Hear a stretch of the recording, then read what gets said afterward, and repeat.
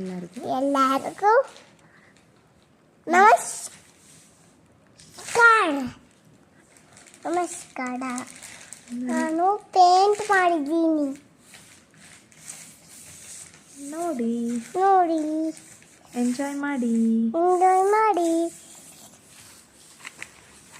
Hi, ಇವತ್ತು ನಾನು ಒಂದು ಸ್ಕ್ರೀನ್ ಫ್ರೀ ಆ್ಯಕ್ಟಿವಿಟಿಯಾಗಿ ಒಂದು colouring art and craft colouring ತೊಗೊಂಡಿದ್ದೀನಿ.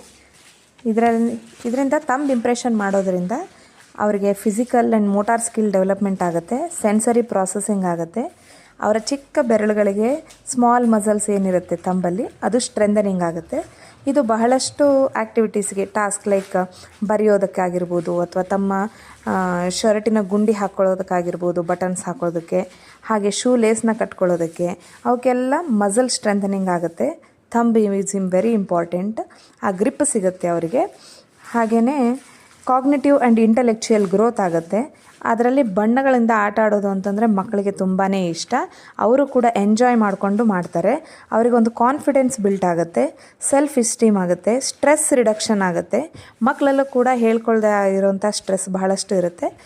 ಅದನ್ನು ಅವರು ಅತ್ತು ಕರೆದು ಮಾಡಿ ಎಕ್ಸ್ಪ್ರೆಸ್ ಮಾಡ್ತಾರೆ.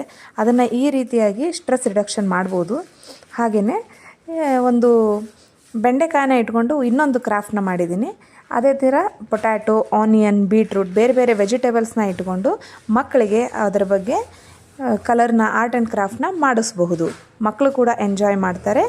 ನೀವು ಒಮ್ಮೆ ಟ್ರೈ ಮಾಡಿ. Thank you.